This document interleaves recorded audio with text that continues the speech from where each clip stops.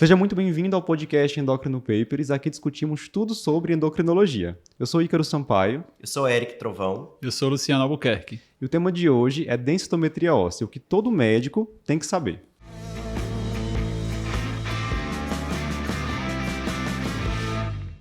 Pessoal, densitometria é considerado o exame padrão para diagnóstico de osteoporose, osteopenia, e isso por ser um exame prático, seguro, sensível. Não invasivo. Perfeito. Então é básico que todo médico saiba interpretar uma densitometria. Só que antes da gente falar assim, como interpretar o exame, o primeiro ponto é quando solicitar, né? Então, para quem eu devo solicitar a densitometria óssea? Isso. Então, a gente, quando vai solicitar, a gente tem que pensar quais são os pacientes que estão em risco de perder massa óssea, né? Então, o que a Sociedade Internacional de Densitometria Óssea orienta é que o primeiro ponto a ser considerado é a idade. Então, se eu tenho uma mulher com a partir, na verdade, de 65 anos, né, 65 anos ou mais, eu deveria solicitar de rastreio a densitometria óssea para avaliar a massa óssea dessa mulher. Para homem, a gente aumenta um pouquinho a idade, né, 70 anos ou mais. Então, diante de um idoso, né, mulher a partir de 65 e homem a partir de 70, você deveria pedir uma densitometria óssea já para ver se tem ou não esse diagnóstico. Isso sem considerar outros fatores. Sem considerar outros fatores. Né? Perfeito. Agora, se o paciente for mais jovem do que isso, se for uma mulher abaixo de 65 anos ou homem abaixo de 70, você vai sim avaliar alguns fatores de risco para ver se é um fator de risco que está aumentando a chance, a velocidade com que aquela pessoa vai perder massa óssea. E aí a chance de ter ou não osteoporose ou osteopenia. E aí, que fatores de risco seriam esses? Né? Então, a Sociedade Internacional ela coloca baixo peso como um desses fatores. Então, um paciente com IMC baixo seria considerado. A gente sabe que baixo peso é um dos principais fatores de risco para perda de massa óssea. Se o paciente tiver alguma condição ou doença ou use alguma medicação que sabidamente leve à perda de massa óssea, né, teria também que realizar a densitometria óssea. E aí a gente pode citar vários exemplos. Né? Medicação glicocorticoide, por exemplo. Né? Uma das medicações, é a mais comum, na verdade, a medicação que mais causa perda de massa óssea, considerada a causa principal da osteoporose secundária, inclusive. E doenças são várias, né? Desde doenças endócrinas mesmo, como hiperparatiroidismo, hipertireoidismo, né? Até doenças gastrointestinais, como doença celíaca, ou qualquer outra doença que cause síndrome de má absorção. Então, a lista é enorme. Você for olhar ali, causas de osteoporose, a tabelinha, é uma tabelona, na verdade. Né? Alcoolismo, né? Alcoolismo. Também no homem, sempre lembrar hipogonadismo, então homens com hipogonadismo, mulheres que tiveram a falência ovariana antes dos 40 anos de idade. Né? Então, esses seriam candidatos em qualquer idade, né? Se você tiver alguma condição ou medicamento, você faria a densitometria. E outra indicação óbvia é se tiver tido fratura. Sim. Se o paciente tiver tido fratura de fragilidade, não é qualquer fratura, né? Fratura no acidente de carro, não isso. Mas se teve fratura definida como fratura de fragilidade, aí teria, claro, que fazer a densitometria óssea. E é interessante porque quem vai ler a recomendação da sociedade, né, percebe que eles se repetem um pouco. Então, colocam lá várias vezes pacientes de várias idades com fatores de risco para osteoporose. E no final dá no mesmo. Dá no mesmo. É basicamente isso que você resumiu. É assim, a partir de uma determinada idade para todo mundo, abaixo daquela idade, seja uma mulher na transição menopausal, ou pré-menopausa, ou homem jovem, qualquer que seja a idade, você vai pedir dependendo da presença de fatores de risco. O Eric, eu acho que um ponto importante é definir direitinho essa história da fratura de fragilidade, né? Então diz aí pra gente como é que é essa fratura. Porque o que seria fratura de fragilidade? O paciente, ele cai da sua própria altura ou de uma altura abaixo da sua altura. Então, por exemplo, se ele cai de uma escada, de um degrau de uma escada, isso não é fratura de fragilidade. Né? Então, por quê? Porque foi acima da sua altura. Mas se ele cai de uma cadeira, cai da cama e às vezes fratura, aí sim seria uma fratura de fragilidade. E desde que não tenha trauma externo. Porque se ele caiu porque foi empurrado, isso já deixa de ser fratura de fragilidade. Se a gente foi atropelado. Atropelado por uma bicicleta. Não, foi queda da própria altura, mas foi a bicicleta que passou e... Não, aí já mudou. Tá jogando futebol, veio outro... Jogando futebol. Não dá. Né? Então, praticando esporte, geralmente, também você não considera como sendo uma fratura de fragilidade, né? Então, você tem que caracterizar isso muito bem. Exato. E aí, claro, uma vez que sofreu fratura de fragilidade, inclusive, o diagnóstico de baixa massa óssea está dado. Você precisa da densitometria para quantificar isso e até para depois lhe auxiliar no melhor tratamento para aquele paciente. Excelente. Então, o exame foi solicitado, mas aí nós sabemos que não são todos os sítios, né, que são aí elegíveis para diagnóstico de osteoporose ou osteopenia. Então, quais sítios são tradicionalmente analisados na densitometria óssea e quais são aqueles que podem ser acrescentados quando um outro sítio não estiver disponível por algum motivo. Então, eu acho que rotina, assim, todo mundo faz, né? Coluna lombar, colo de fêmur, fêmur total. Fêmur total, esses são os clássicos. Então vai avaliar coluna e quadril. Na coluna você vai ver de L1 a L4, então das vértebras lombares, né, da primeira até a quarta, tem que ser de L1 a L4. Às vezes o técnico coloca errado, coloca L5 no meio, então tem que ter esse cuidado. Enfim, tem que ser de L1 a L4. No quadril você vai avaliar colo do fêmur e fêmur total. Vem lá outros resultados, né? Triângulo de Wardes, trocante maior, nada disso serve. Né? Você vai focar no colo do fêmur e no fêmur total. São esses 3. Agora, existem sítios alternativos, o principal deles é o rádio distal, que aí você pode fazer em algumas situações específicas. Então, eles não devem ser feitos de rotina. A orientação é que você só faça rádio distal se tiver impossibilidade de usar algum outro sítio, por exemplo, uma mulher, uma idosa que sofreu fratura bilateral de quadril. Você não pode mais avaliar o quadril. Ou fez cirurgia ali na coluna, nas vértebras, na região lombar, não dá mais para avaliar. Ou tem muita fratura, ou às vezes até muita doença osteodegenerativa, muita osteoartrose na coluna. E aí você vai acabar tendo que substituir por outro sítio, e aí poderia ser o rádio distal. Hiperparatireoidismo primário, se você tem esse diagnóstico, como a gente tem mais perda de osso cortical no hiperparatireoidismo do que de osso trabecular, você precisa avaliar um sítio que predomine o osso cortical. E aí o rádio distal, a gente tem isso, uma predominância de osso cortical, então estaria bem indicado também nessas situações. E aí são incluídos os 3 sítios iniciais, mais rádio distal, né? Isso no hiperpara. Isso, no hiperpara, além de fazer coluna e quadril, você ainda faz o rádio distal. O rádio é uma opção também para aquele paciente muito obeso, né? Que tem um limite de peso acima daquele da máquina e não vai conseguir analisar a coluna ou fêmur. É porque dependendo do peso do paciente, não dá para fazer o exame. Né? Acho que eu já tive paciente que até hoje eu não consegui fazer porque ele além da capacidade do aparelho, ele não tem como se deitar lá no aparelho e fazer. E aí, se você precisar muito da densitometria, mesmo com várias limitações, porque a gente ainda discute se realmente vale a pena, né? Porque você vai ter só o rádio distal. E como a gente vai falar daqui a pouco, o rádio distal é um sítio ruim, você pode até usar para diagnóstico, mas é ruim para acompanhar tratamento. Né? Mas enfim, é uma opção sim no obeso. Vai esperar ganhar osso cortical é difícil, né? Como é? Ganhar osso cortical com tratamento. Exatamente. E o tratamento é mais direcionado para o osso trabecular e ainda tem a áreazinha também. Que você for olhar o que não é o rádio todo, né? Chama rádio 33%. É um pedacinho ali do osso, do rádio. Então, para você ter mudança de densidade mineral óssea ao longo do tratamento, precisa de muitos anos. E aí você perde completamente esse parâmetro. Quando a gente recebe o resultado da densitometria óssea, geralmente tem lá a primeira página, uma descrição, né? Da massa, T-score, Z-score. Geralmente ele já traz um diagnóstico de osteoporose ou osteopenia. Eu posso confiar no laudo da densitometria? Eu devo analisar a qualidade técnica desse exame? Isso é uma dúvida que muita gente tem, né? A gente vê muito erro, né, no dia a dia, justamente porque a gente tem que avaliar essas particularidades, né? Se você tem algum artefato, se você tem alguma diferença exagerada de uma vértebra para outra, né? Dá os detalhes aí, Eric, pra gente. O laudo, eu digo até para os meus residentes, não olhe o laudo, a primeira página que menos interessa. Vá olhar as imagens, tem que olhar os sítios, se foi bem posicionado, se a técnica está correta. E aí você olha lá e no lado você já vê os valores, né, que você vai precisar do lado da imagem. Olha quadril, também tem que olhar se foi bem posicionado, ver se não tem artefato. E assim, a gente encontra tanto erro, né, tem muito erro de densitometria que às vezes são erros que podem mudar completamente a avaliação diagnóstica e mudar completamente o tratamento. Então, olhar só o laudo ali na frente, você pode estar deixando passar muita coisa. Tem que olhar tudo do exame. Vamos pensar assim, então, por sítio, certo? Pensando na coluna lombar ali, de L1 e L4, o que é que a gente pode avaliar para dizer que aquela área, aquele exame tem uma boa qualidade técnica? Primeiro, posicionamento. Essa coluna está centralizada na imagem, né?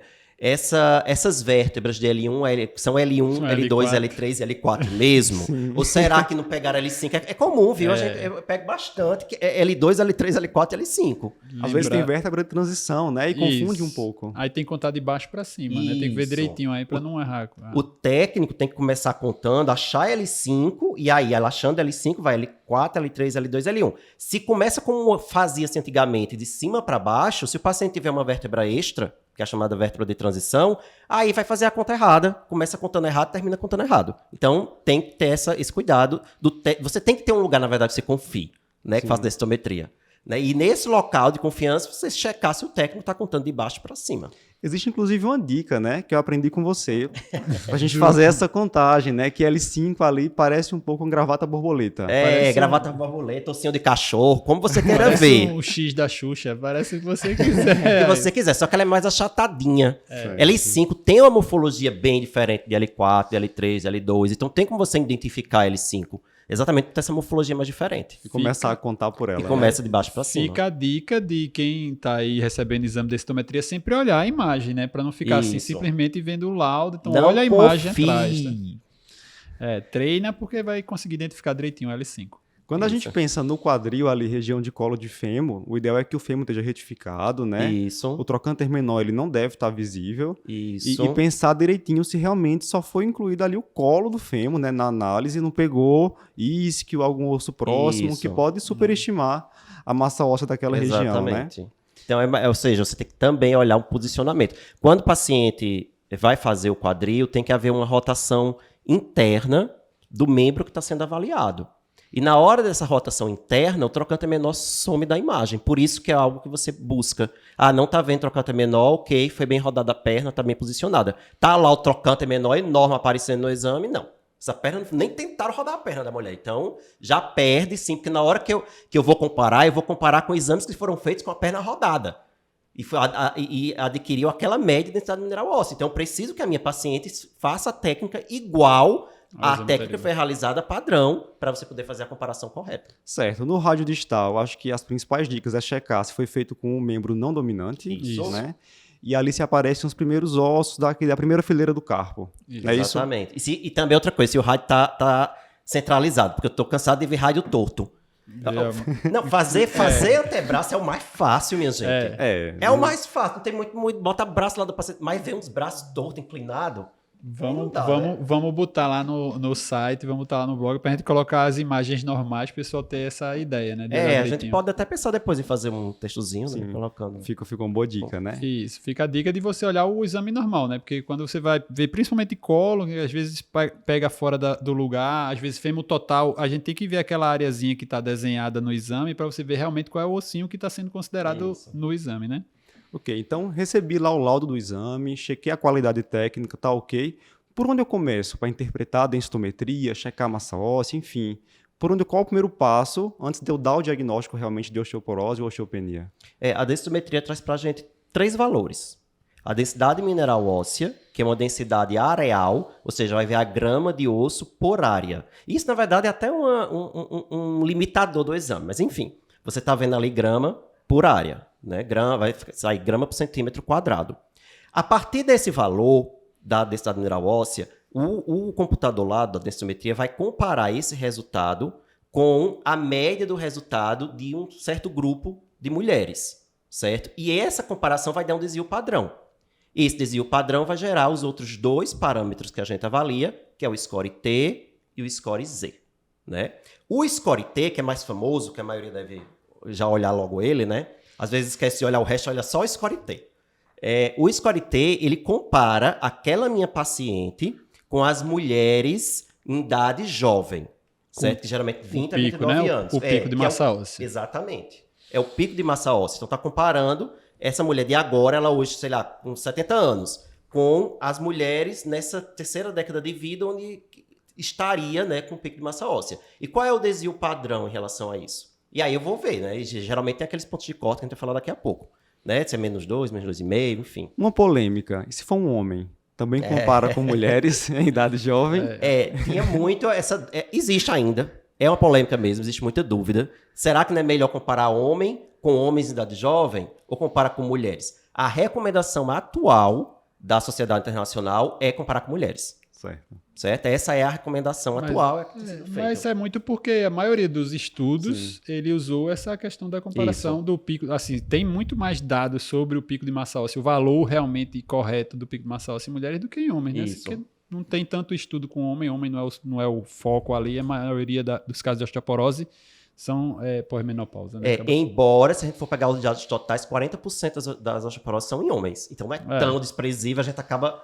Acontece. Passa, a gente acaba deixando passar e se preocupando menos no homem, mas por isso que tem a recomendação. Faz em todo homem a partir de 70. A gente precisa ter esse hábito para rastrear mesmo, porque acontece. Ok, então T-score vai comparar aí com um grupo de mulheres entre 20 e 30 anos, certo? Isso. Em quem eu vou usar o T-score? O T-score eu vou usar em mulheres na pós-menopausa e homens acima de 50 anos. Então, o T-score é quem vai me dizer qual é o diagnóstico nesse grupo de pessoas, os mais velhos. Mulher mais 65 anos, mulher na pós-menopausa e homens mais de 50 anos. Ok, vamos fazer o contraponto agora. E o Z-score? O Z-score vai ser o desvio padrão que eu estou comparando aquela minha paciente com as outras mulheres da idade dela.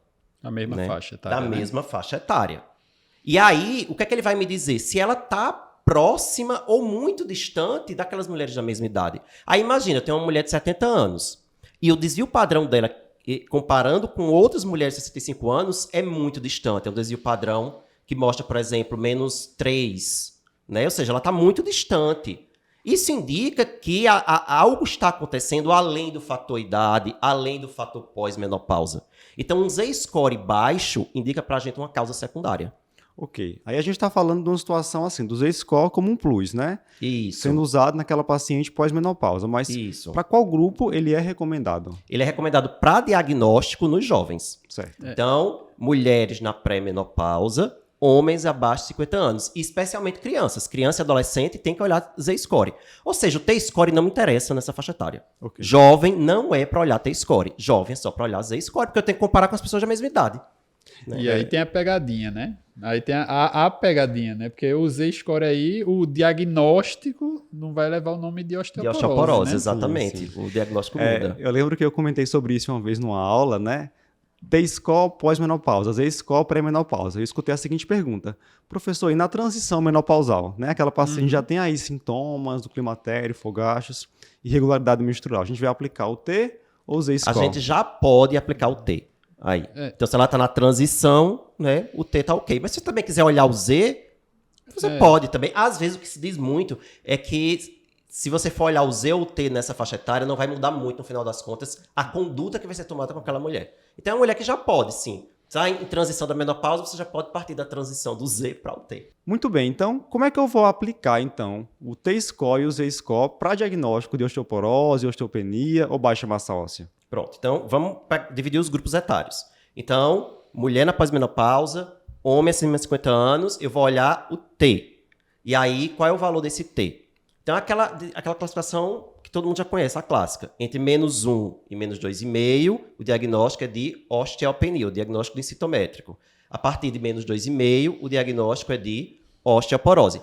Em qualquer dos sítios que a gente avaliou naquele paciente. Né? Então, não existe, por exemplo, como eu já vi laudo assim, osteopenia na coluna, osteoporose no quadril. Tá errado. O que importa é o mais grave. O que importa é o mais grave. A paciente tem osteoporose. O laudo tem que sair osteoporose. Não é pra ser osteopenia. Não ficar falando de sítio por sítio, né? Exatamente. Você vai sítio por sítio, não interessa. Osteoporose é uma doença sistêmica. Então, você já tem um sítio com o T-score de -2,5 para baixo, certo? Um sítio só já baixa para dar o diagnóstico de osteoporose. E fechou. Só ter cuidado também que naqueles pacientes que têm o diagnóstico densitométrico de osteopenia, o diagnóstico muda se aquele paciente já tiver tido fratura. Se ele tiver tido uma fratura osteoporótica, uma fratura de fragilidade, não é osteopenia. O diagnóstico dele é de osteoporose, porque a partir do momento que tem uma fratura, é osteoporose. Perfeito. Certo? Luciano tinha comentado sobre uma pegadinha, né, Luciano? Da pegadinha do Z-score. Do Z, né? Que aí, quando a gente pega o Z-score, tu já deu até o diagnóstico aí na história, quando tu perguntou, né? Assim, quando a gente usa o Z-score fora dessa condição das faixas etárias indicadas para usar o T-score, aí esse Z-score não leva ao diagnóstico nominal de osteoporose, né, Eric? Então é aí, o que é que a gente faz? Se o Z-score, nessa faixa etária mais jovem, abaixo de 50 anos, no caso do homem, mulher pré-menopausa, tiver de -2 para baixo, é o único ponto de corte, certo? Você fez o diagnóstico de baixa massa óssea para a idade, ou baixa massa óssea esperada para a idade. Acabou. De cara já não existe osteopenia nessa faixa etária. Eu não falo em osteopenia nessa faixa etária, certo? E eu não dou o diagnóstico de osteoporose pela densitometria. Ó, que é a pegadinha que o Luciano estava falando. Eu só digo que o paciente tem osteoporose nessa faixa etária se tiver fratura de fragilidade. Ok. Certo? Então, por exemplo, se eu fizer uma densitometria, né, eu tenho menos de 50 anos ainda bem. Todos nós aqui temos menos de 50 anos. Se a gente fizer a densitometria e meu Z-score, por exemplo, no quadril, vier de menos 2,3, está dado o diagnóstico de baixa massa óssea paridade. Isso não é osteoporose, é baixa massa óssea paridade. Como eu nunca tive fratura, é baixa massa óssea paridade. Agora, se eu, tá baixa minha massa óssea, eu fazer um raio-x aqui da coluna para ver se eu não tenho fratura. Aí eu encontro lá uma fratura em L1. Mudei o meu diagnóstico para osteoporose. Ok, então em criança, adolescente que faça aí uma densitometria, o diagnóstico possível seria baixa massa óssea ou osteoporose se fraturar. Isso, certo? exatamente. Alguma particularidade sobre esse grupo? Sim, tem a particularidade do sítio, né? Porque no grupo de crianças e adolescentes, eu não uso quadril. Eu posso usar e eu devo usar a coluna de L1, L4 igual a qualquer outra idade, mas eu não posso usar quadril e aí eu substituo o quadril pelo corpo inteiro, excluindo a cabeça. Tá? Então tem que ser, inclusive, você tem que fazer um serviço que tenha um aparelho capaz, que aparelhos mais antigos não são capazes de fazer isso, né? Que faz o corpo inteiro excluindo a cabeça. E aí você vai avaliar o Z-score em L1, L4 e o Z-score no corpo inteiro sem a cabeça. Então, para quem for solicitar aí densitometria óssea para um adolescente, né, ou para uma criança, seria coluna lombar e corpo inteiro sem cabeça. Isso. Suficiente. Lembrando aí a idade limite considerada, que é até os 20 anos. Certo. A partir dos 20, você já pede os sítios clássicos. Antes dos 20 anos, é coluna e corpo inteiro sem cabeça. Muito bem, então vamos fazer uma revisão rápida. Mulher pós-menopausa, homem com mais de 50 anos, vamos utilizar T-score, e aí vai ser normal até -1, uma osteopenia de -1,1 até -2,4, osteoporose de -2,5 em diante. Isso. Se esse paciente tiver, além disso, uma fratura, seria uma osteoporose grave. Isso. Ou chamam também de osteoporose estabelecida, que é quando tem o diagnóstico densitométrico de osteoporose mais uma fratura de fragilidade. Para mulher pré-menopausa, homem com menos de 50 anos, Z-score, mais negativo que -2, baixa massa óssea. Baixa massa óssea. Fechado? Certo. Então, aqui a gente está falando da densitometria sendo aplicada para diagnóstico dessas condições. E a outra que é a história, se ela tiver idade, uma mulher pós-menopausa, homem acima de 50 anos, e você der um diagnóstico de osteoporose pelo T-score, você pode usar o Z para avaliar a suspeita de secundarismo, Boa. né? Que é a Isso, história bem do lembrado. -2, né? E uma dica sempre que eu falo, viu? A gente acha que é besteira, mas quando a gente diz abaixo de -2,5, -2,6 é abaixo de -2,5. A gente está falando de números negativos, tá, pessoal? Porque isso, muita sim. gente, às vezes, mistura essa ideia, tá? Isso que você falou, Luciano. Então, esse Z-score mais negativo que -2, mesmo na mulher pós-menopausa, que faz a gente pensar em secundarismo, seria aí uma sugestão de fazer uma investigação mais aprofundada, de você procurar né? outras situações, além, única e exclusivamente, da história da menopausa, né? Ok, mas vamos sair um pouquinho do diagnóstico agora. Como utilizar a densitometria óssea para segmento de pacientes com osteoporose ou osteopenia? Tem alguma observação, alguma particularidade que eu devo considerar? Sim. Então, eu dei meu diagnóstico, vamos supor que eu decidi tratar o paciente. Né? Então, é osteoporose, vou tratar uma osteopenia com indicação de tratamento. A densitometria vai ser fundamental para eu saber se meu tratamento está funcionando ou não. Tá? A princípio, eu posso repetir essa densitometria com 1 ano. Se eu ver ganho ou estabilidade da massa óssea, eu posso até ficar mais tranquilo e deixar para repetir com 2 anos. Sou obrigado a fazer densitometria todo ano. Tá? E aí, o que seria a resposta na densitometria? Como eu acabei de falar, ganho ou estabilidade. Tem gente que acha que, não ganhou massa óssea, tá do mesmo jeito. Ótimo. Porque a história natural da massa óssea da pessoa é cair. Depois do pico, não tem jeito. É ladeira abaixo. Depois do pico de massa óssea, entre 20 e 29 anos, é ladeira abaixo. Eu até brinco com a paciente, eu digo, minha filha, não se preocupe, você está sendo comparada com a menina de 20 anos. Então, assim, não fique triste se der um pouquinho menos, né? É normal que dê menos, né?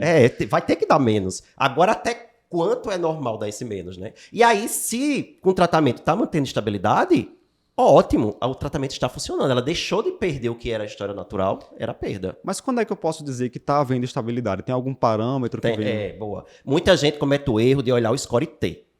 Né? O score T era -2,5, agora é -2,4, está melhorando. Não é a forma ideal de você avaliar se está tendo melhora ou não. Inclusive, vou confessar que antes de fazer endócrino, eu comparava com o Score-T. Acho que todo mundo, Ícaro, assim, a maioria das pessoas, eu acho que eu também. Você vai aprender isso depois. Score-T melhorou, né? O paciente está melhorando a osteoporose. Tá melhorando. Não é assim que se vê. Né? Você tem que ver agora, porque Score-T é para diagnóstico, certo? E depois para avaliação de risco futuro. Mas para comparar exames, você vai ver aquele valor absoluto que a gente tinha falado, densidade mineral óssea, que é em gramas por centímetro quadrado. E aí você vai pegar o valor absoluto e vai ver se ele se manteve estável, se houve ganho ou se houve perda em relação à última densitometria óssea. Então é uma comparação direta de valores. E às vezes você faz até uma regra de 3, você vê quantos por cento de osso ganhou, quantos por cento de osso perdeu. Embora o ideal seja haver um valor vindo em cada exame chamado mínima variação significativa. Famosa. Famosa, mas nem todo lugar faz. Mais uma vez, você tem que confiar no lugar que está fazendo densitometria. Porque ele tem que calcular a mínima variação significativa do aparelho. O que é isso? Por exemplo, se eu fizer uma densitometria hoje e eu repetir essa densitometria semana que vem, não vai dar exatamente o mesmo número. Qualquer exame tem uma variação de um momento para o outro. Você vai variar um pouquinho ali os valores. E você precisa saber, para aquele aparelho, até quanto de variação de um valor absoluto, né? Essa é uma diferença mesmo. Pega o valor agora atual, diminui do valor anterior e vê essa diferença. E aí, o exame tem que trazer para a gente, tem que estar lá escrito. Se vocês prestarem atenção nas densitometrias, vai estar lá. A mínima variação significativa para a coluna lombar é de 0,x e para o fêmur total é 0,y. E aí você vai ver se o paciente se encaixa ou não. Se ela estiver dentro da mínima variação significativa, seja para cima, seja para baixo, ela está estável. Se ela ganhou mais do que a mínima variação significativa, ela ganhou osso. Se ela perdeu mais do que a mínima variação significativa, ela perdeu o osso. Mas vamos complicar um pouquinho. Então, peguei 2 exames e fiz a comparação. Só que, assim, tem alguns detalhes. Nem todo exame pode ser comparado, né? Então, o ideal é que se utilize a mesma máquina, né? Então, para isso, tem que fazer o exame no mesmo local. Isso. O sítio também de comparação tem que ter uma qualidade técnica nos 2 exames, porque se de repente você tem um quadril terrível que foi feito aí inicialmente. Não rodaram, apareceu trocante menor. Aí o novo rodaram. Não, de novo, não por tem isso como que é comparar. tão importante olhar a imagem, porque Isso. assim, a gente idealmente teria que repetir no mesmo local, né? A gente sabe que tem uns padrões de máquina, que esses padrões podem variar de aparelho, mas mesmo que seja o mesmo aparelho, o ideal é que seja a mesma marca de aparelho no mesmo local mesmo, porque Isso. até o desenho lá, o Phantomzinho que ele usa para fazer a avaliação, ele pode salvar no aparelho e na reavaliação daquela paciente posicionar da mesma forma para pegar a mesma área, né? Isso é importante isso, já que a gente vai confiar tanto em mínimas variações ali para dar um diagnóstico, né, de estabilidade ou não, né? Então, essa dica de olhar a imagem anterior e ver a próxima imagem para todo mundo lá da outra e dizer, realmente o cara fez igualzinho aqui, aí ótimo. Mas se você viu que a linhazinha tá fora da linha do osso, já tá tudo errado. Né? Então...